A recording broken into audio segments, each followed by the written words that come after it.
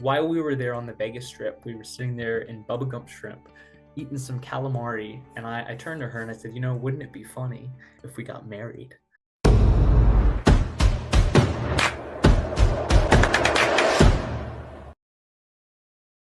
So after that, I moved from Minnesota over to South Dakota, back in with my grandparents, and they're my mom's parents.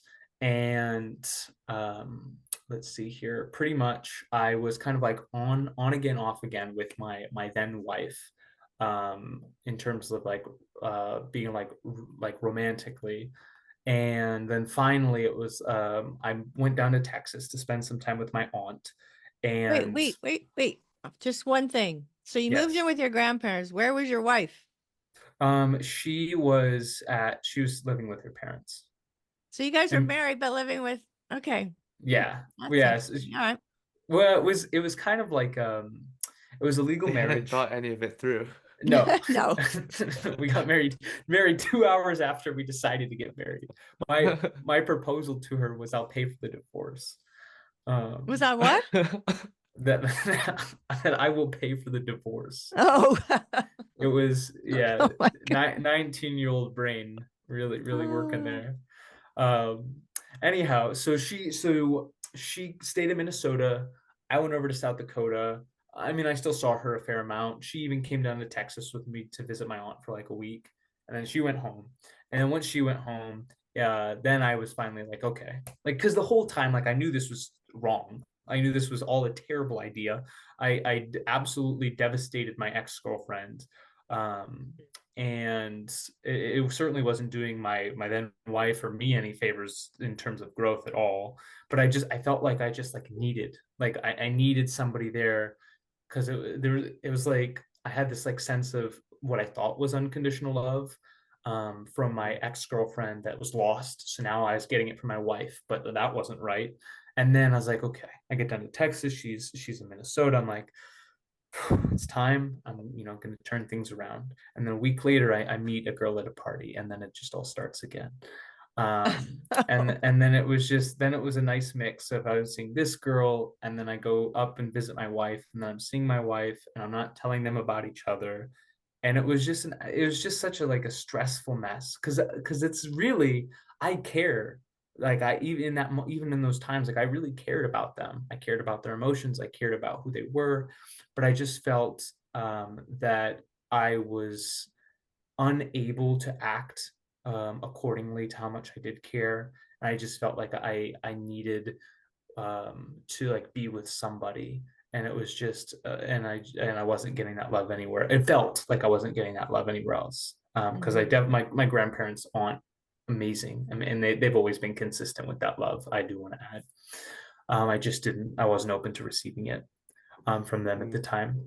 Anyhow, so this was the summer of very bad decisions, a big old breakup, an interesting idea with my marriage, and then meeting somebody at a party and going back and forth. And finally, um, towards the end of this year, November, my aunt, she had earlier that year in the summer, she had attended this seminar, and she wanted to for years or decades actually. Because of COVID, it became virtual. She could attend, and she's like, Caden, you got to do this. I remember her calling me. It was actually in July of 2020. She video chatted me on Facebook, and she and it was like 11 o'clock at night. I was asleep, and she woke me up, and I look at it, and she's like jumping up and down and cheering, and she's like showing me 70 pages of notes. She's like, oh yeah, it's like 4 days long, it's like 50 hours, and she's like, you got to try this. And I'm like, you want me to pay hundreds of dollars to go back to school for 50 hours in a weekend? Yeah. No thank you. And I go right back to bed. And Not she and very then enticing, right? no, not My enticing. worst nightmare.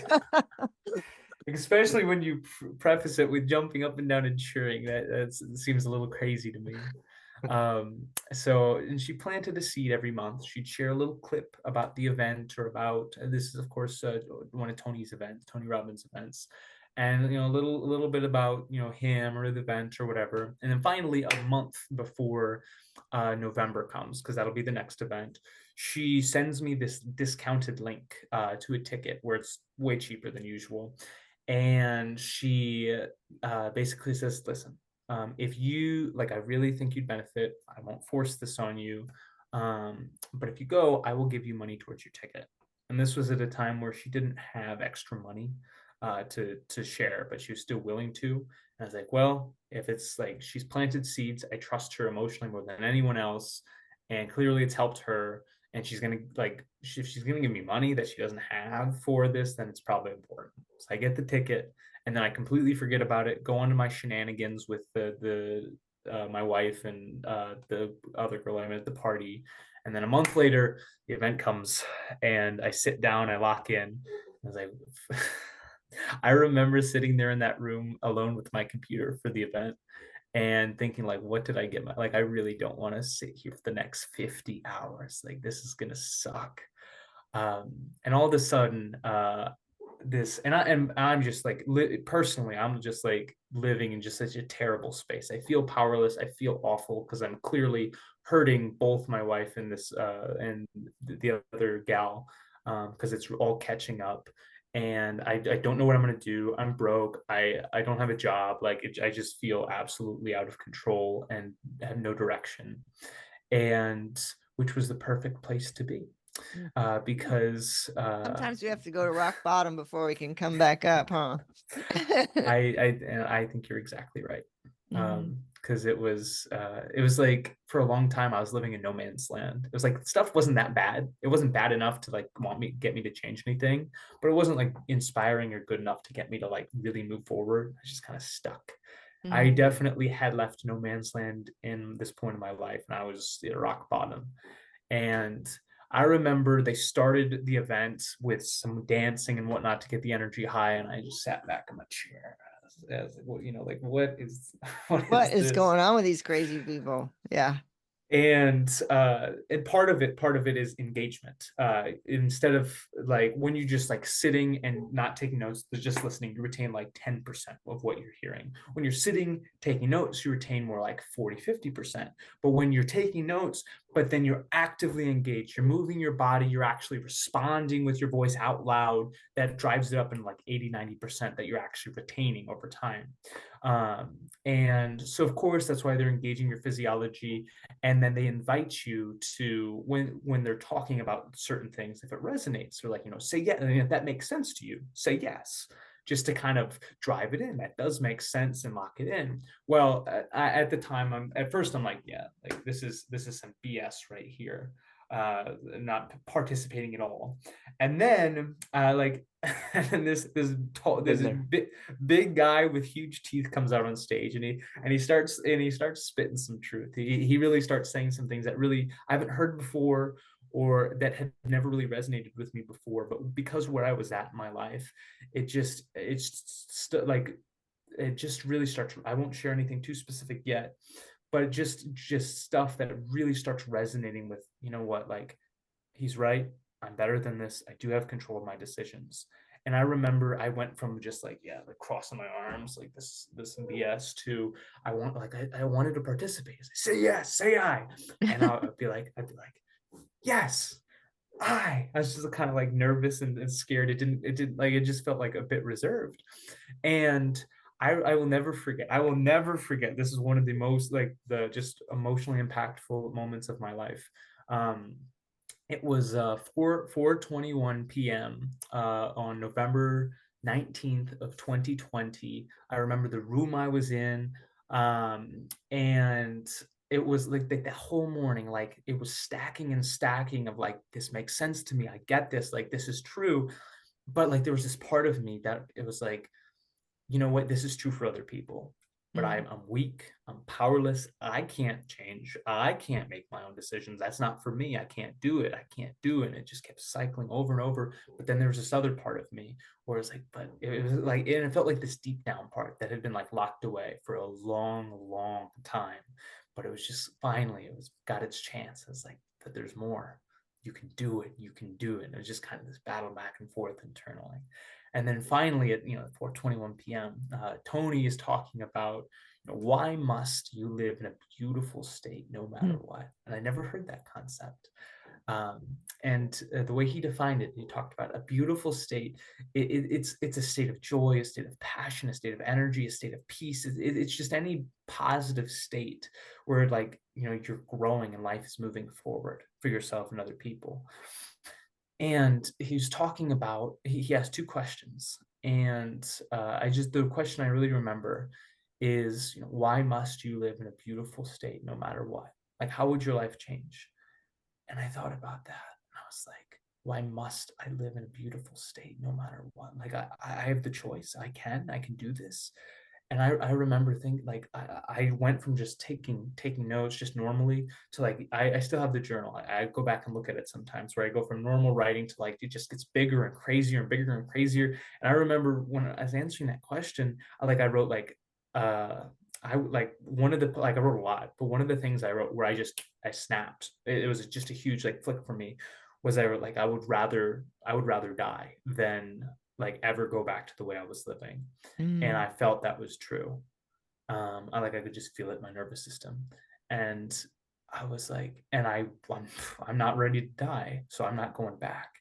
And I just remember going from just being kind of, like, reserved and shut down all morning to, like, standing up and just, like, erupting. Like, I just yelled at the top of my lungs, and it was crazy and it was amazing. And it just felt like 20 years of pain was just, like, released in that moment. And for the rest of the event, I mean, I was like, I just played full out, and I just got so much. I learned so much. I met some amazing people. And it wasn't that I became a different person. It was like there was, like, this nature I talked about that I had since I was a little kid, and that I got so much of from my mom. I really feel, of just being, just this beautiful, like, loving person that just, like, wants to give and just sees the good in other people. And it was just kind of locked away for a long time, and it just felt, for the first time in a long time, it finally came back to the surface, and I was me again. And just since that moment, I've just been committed to, doing my absolute best to live in a beautiful state no matter what's going on. There are sad moments, there are angry moments, there are, like, there's a recent event I'll share that was absolutely devastating. It doesn't mean every moment I always have a smile on my face or I'm happy, Right.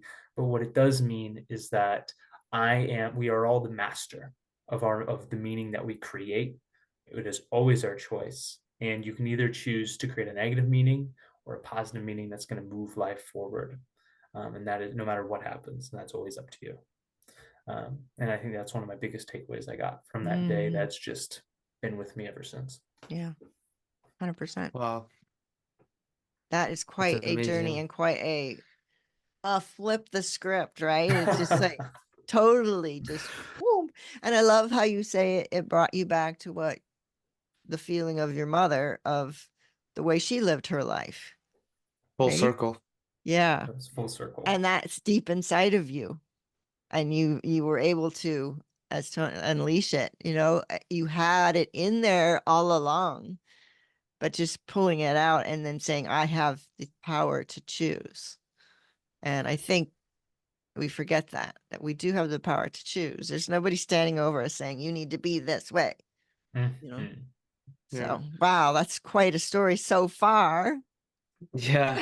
Caden, quickly, like, um, you know, obviously things have now changed for you. And like you said, you have committed to yourself to live in that beautiful state or choose to live in that beautiful state.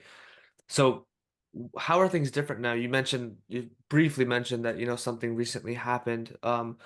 And like how are things different now? How are you living your life now when things that are out of your control happen, right? What are you doing now to kind of just like maintain that energy, maintain that state, and just keep living and keep choosing to live in that way? So there's a billion tools I would love to share. I think that for me,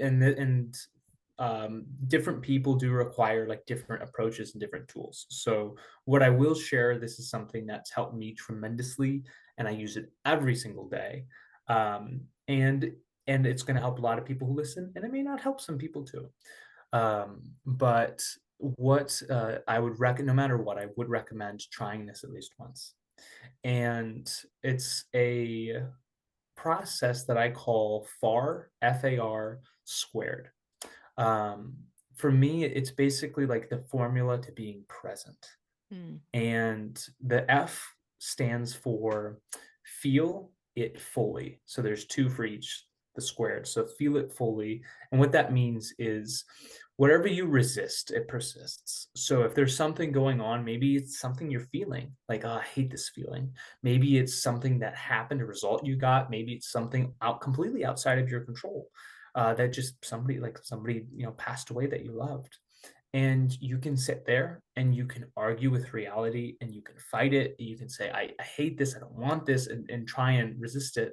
And there are things in life where, if it's not going the way you want it to, that you can turn things around. I'm not saying just straight up accept the way things are and just lay back and take it.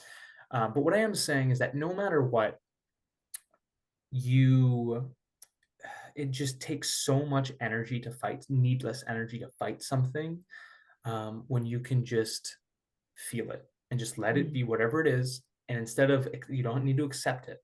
You don't need to say, this is me, this is forever. None of that. You just say, you know what? I feel angry, or this thing happened, and I feel whatever the emotion is because of this event, because of this thing. Great. And then when you open yourself to feeling whatever it is and you're not fighting it anymore, A, you get a bunch of energy back that you were using to fight it. And now, B, now you're primed and ready for step two, which is A, and that's going to be to accept it and appreciate it. And it's Mm. like the serenity prayer. It's like, please give me the strength to, or the wisdom to accept the things that, I can't change. I know I butchered that, but that's hopefully the general message. Mhm. And it's basically like, listen, like, just because, like, somebody wronged you, just because, like, for me, my mom, let's say my mom, I'll use my mom for an example. In fact, and let me use a more recent example. The thing I was mentioning, Rayhan, back in January of this year, one of my best friends that I knew for about 7 years from high school, he got killed in a construction accident. He Ugh. was somebody that I would talk to once a week. We talked for hours and hours, and just really just one of my best friends, and just an incredible man, just incredible man. And just out of nowhere, healthy guy, somebody I really felt I was going to spend the rest of my life with. Um, just worked in construction, wrong place, wrong time, and got crushed to death by an excavator. Ugh. And just, that was a gut punch. Mhm. Unbelievable. Unbelievable that something like that happens. But it did. And I could fight it. I could argue with it. And, initially you do. Initially you react. But then there's this moment that you kind of you gain awareness again. And from that place, I felt it. It's like, you know what? This sucks.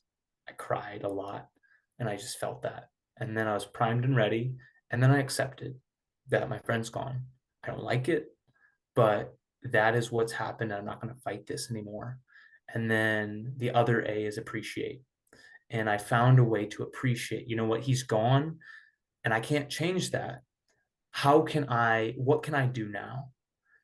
Well, what belief can I change? What action can I take that will take his death and make it a stepping stone forward in my life and other people's lives? So when I look back at this, I look back with love and gratitude that he was the man he was, that what had happened happened. How can I actually genuinely appreciate this? There are times where you actually can make decisions based on whatever's happening that make it the best thing that could have happened. And sometimes you just have to reframe. You just have to dig in deep and find something beautiful about the situation, even if, or the feeling, even if, on the outside, nothing seemingly great is happening. Mhm. For me, I was very fortunate that my friend passing, he lived in Texas at the time. I lived in South Dakota. And I had wanted this, I hadn't seen him in years. We just talked on the phone all the time. Because I never had the money. If you can't see me, I'm doing quotation marks because you always have the resources. But in my mind, I never had the money, I never had the time, so I didn't go visit. I didn't see my family down there for years. I didn't see my friends down there for years. And all of a sudden, Buddy dies. within a week of a plane ticket down to Texas when I couldn't for 2 years. And Mm-hmm. my time down there, I realized that just reconnecting with my loved ones down there, I realized like this is who I need to be with. Um, and it was because of Brock, who he was, the man he was, and because he died, that I went to Texas in the first place. If I didn't go to Texas, I wouldn't have realized like this is where I need to be. And because I moved there, no joke, I have made the most unbelievably amazing friends within the past couple of months, just or since March. And I love my job. I love my friends so much. I moved out of my grandparents' house. I did not have a car at the time, so I ended up getting a car. I now live in my own apartment. I feel like a freaking adult for the first time in a long time. And I like and with Brock was he was Christian, and it was just something that I'm not pushing any religion on anybody. But what I will say is, in that space, I just felt so uncertain for a long time, and I just didn't know where I wanted to explore, what I wanted to do. And we'd have these great conversations. And anyways, like after he passed, I decided like I'm gonna start like I want to learn more about what he was like, the conversations we had, because we can't have the conversations anymore. So then I decided that I'm going to start going to church, and start like inquiring more about this, and just my spiritual life started moving forward as well.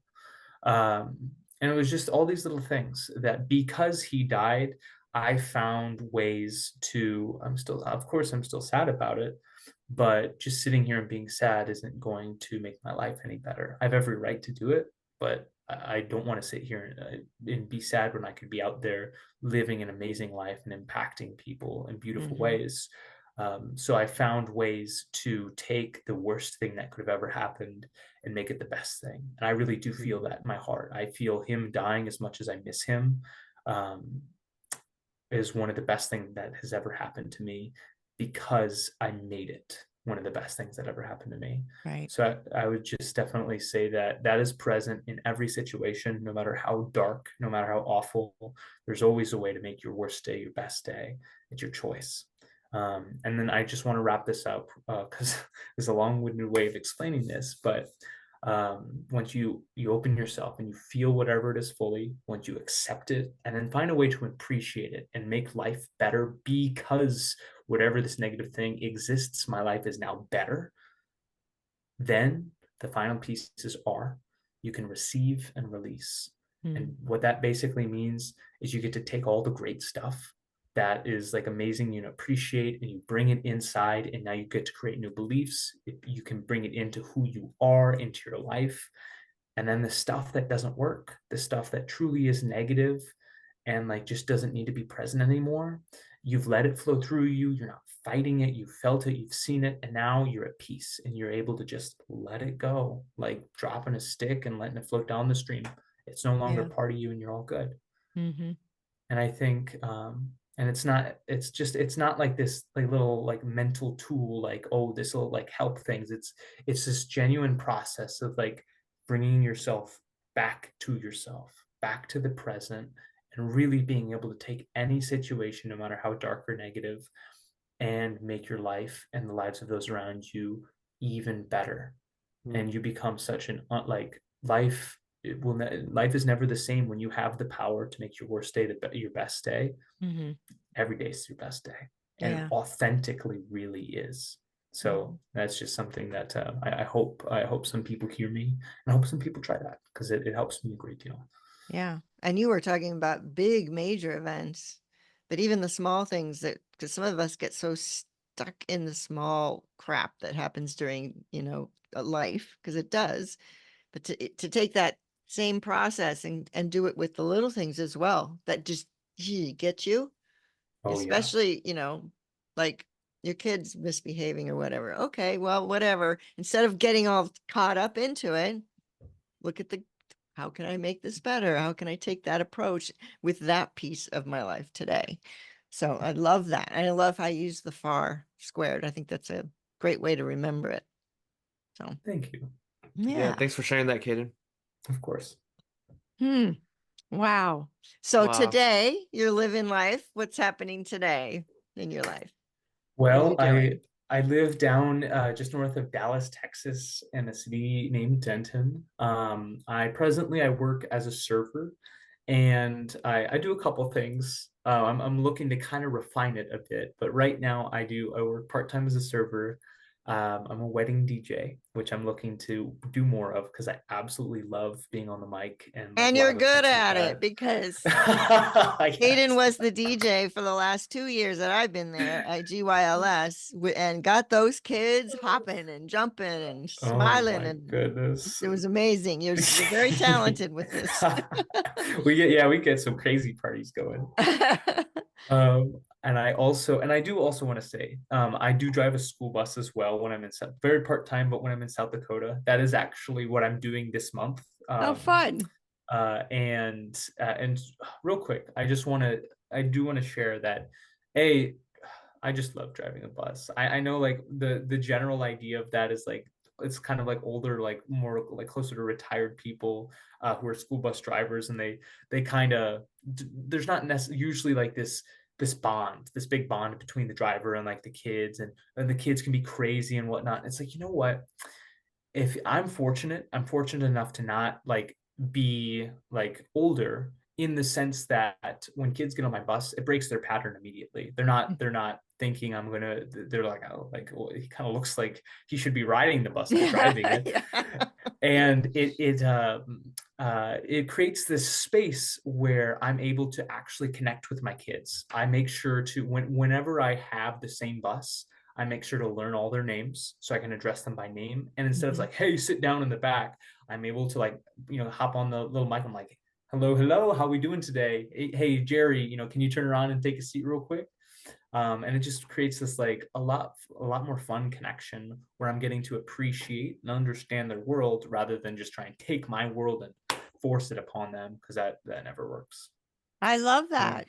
yeah. I've been thinking about doing something like that too, because you can touch their lives every morning on the way to school. So you're setting them up for success just by being seen and heard, right?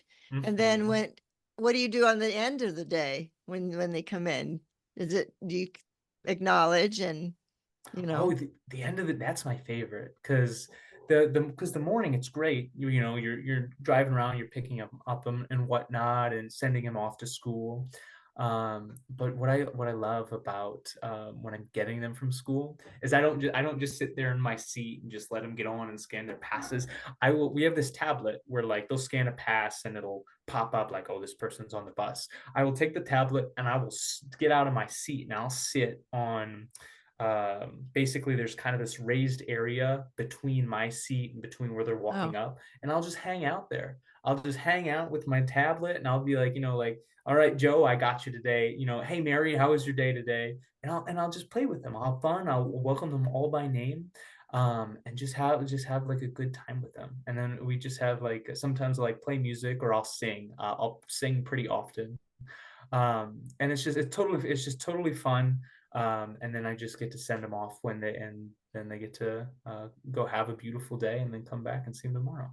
wow, that's amazing. What ages? All ages or? I've done preschool, I've done high school, but typically I will do elementary and middle school. Mhm. The craziest are typically middle school. I'll get some Yep. crazy elementary sometimes. High school is very chill. I enjoyed Mm. that. Yeah, they just they're sleep deprived. That sounds about right. Yeah. And as Um, a teacher, we always go, if the middle school teachers are the craziest, because you have to be. You have to be crazy like they are, or Ooh, it's never gonna work. that sounds about right. Oh Yeah. my goodness. So, wow. So your whole world has changed, and I know you're working on something special that you want to create. What is that? Yes. So I also, a couple years ago, um, I had this beautiful experience where I wasn't rock bottom like I was in 2020, but I was in a place where I once again did not have a job, didn't really have a lot of money. And I was contemplating making this move across the country to Florida, which was That's a big one. not not a great idea. I really had no plan for it. I had about as much planning with that in mind as I did with my marriage. And I ended up connecting with a family friend of mine. I mean, like him and his like, or sorry, my sister and I, and then his two sons, same ages, and we all grew up together. I even know him because him and his wife are good friends with my dad and my mom, and just a beautiful man. I'll even name drop. His name's Travis Anderson, and we kind of distanced ourselves from each other for a long time because I wasn't just looking for that sort of like role in my life, because he was just somebody who um he was, I mean, like, as a runner, he worked really hard like in his work. He was just like took really good care of his body, and I was just kind of off in my own world doing whatever I was doing.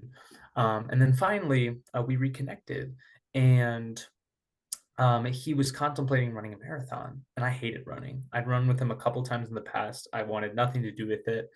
But I went over to his house. He told me, bring your gym clothes, because whenever I saw him, we'd always do a workout in his basement. They're hard. He really works you to the bone.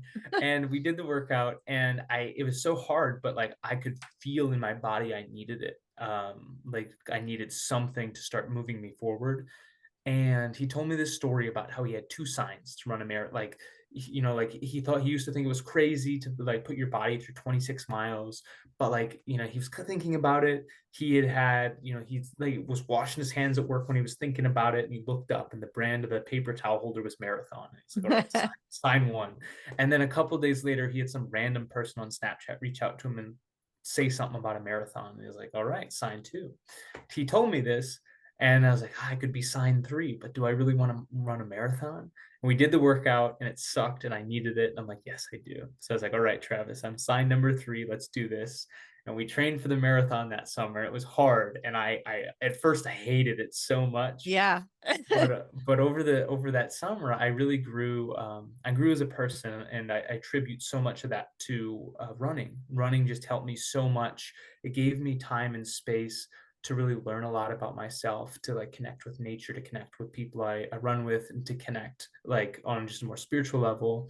And it also like just helped. It was a change in physiology that really made me start feeling good about myself. It was just a positive change in my biochemistry and stamina and all that. And I ran the marathon, and it was hard as heck, and it was amazing. And my life really was forever changed. And ever since, and I actually took I was going to take a week off from running after the marathon. And that week turned into a month, turned into like 7 months. And I didn't run for like 7 months.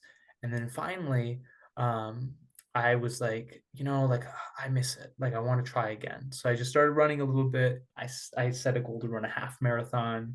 And I did. And then since then, I've consistently been a runner. And it's like I can tell if I'm not doing good in my life, the first thing that goes is running. And it's like night and day. Like if I'm not running, like something is up. And when I am running consistently, like I can feel it, and life is in flow.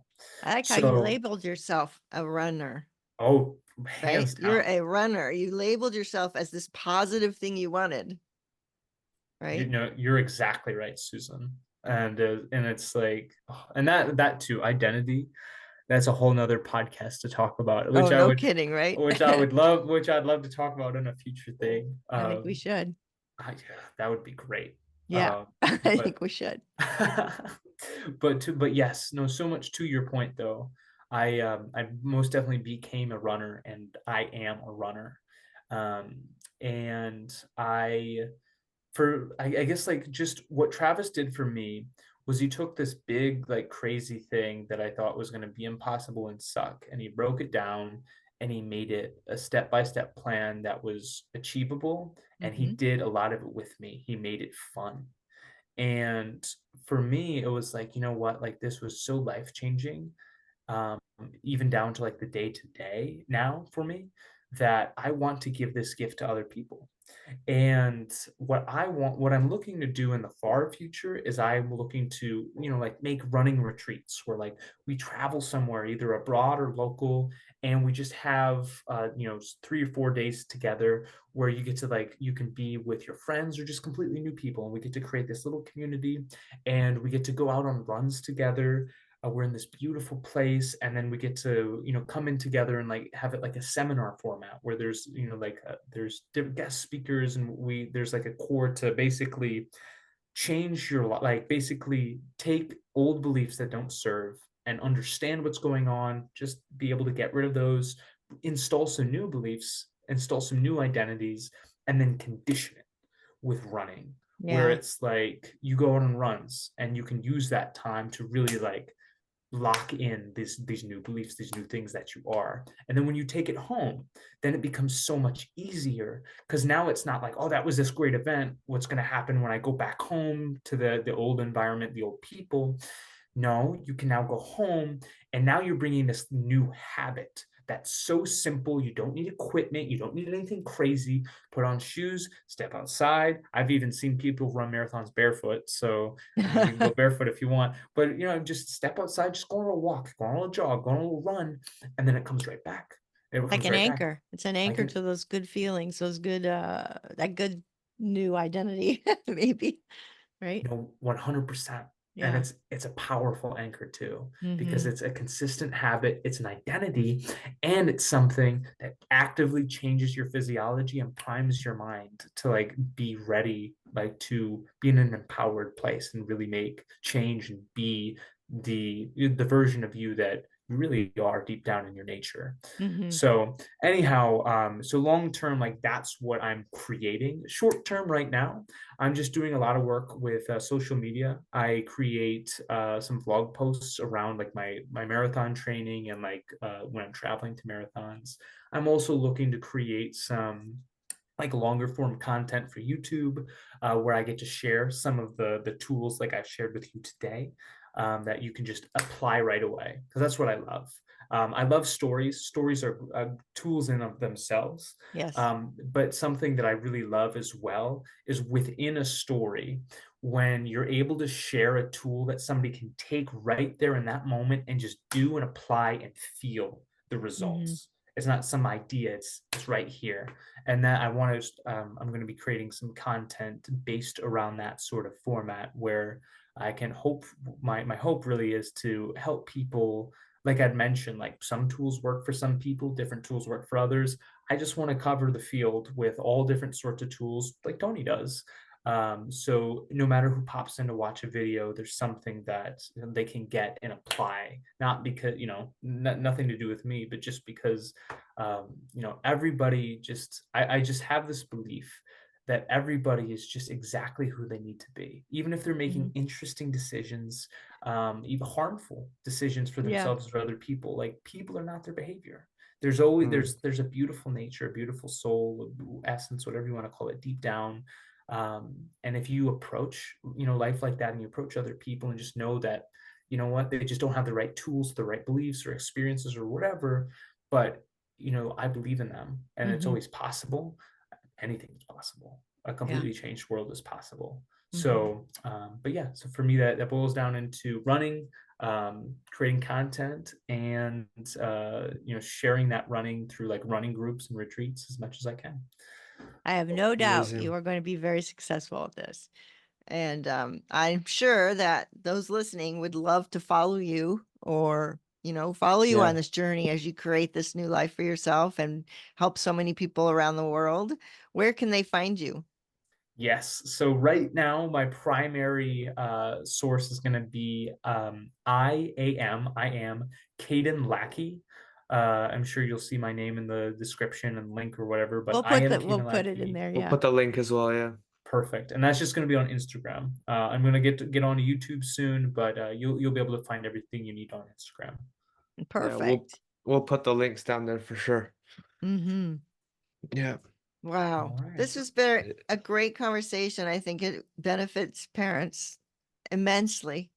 And I do think that we should do something for the teenagers to give them a little bit of the tools, I and love that. that for them to hear your struggle, because they'll probably resonate with you and everything. And I think it would be a really great thing to do. So let's work on that next. I would love that. I'd love Yeah. it. All right. Is there And I have one last question. what you Are got? you still married? So Good question. that is a very great question. So my marriage lasted about 8 months, and then we did end up getting. I forget why we couldn't get it annulled, but we ended up getting a divorce about 8 months after we got married. So I am legally a divorced man. Isn't that Wow. crazy? I forget it most of the time.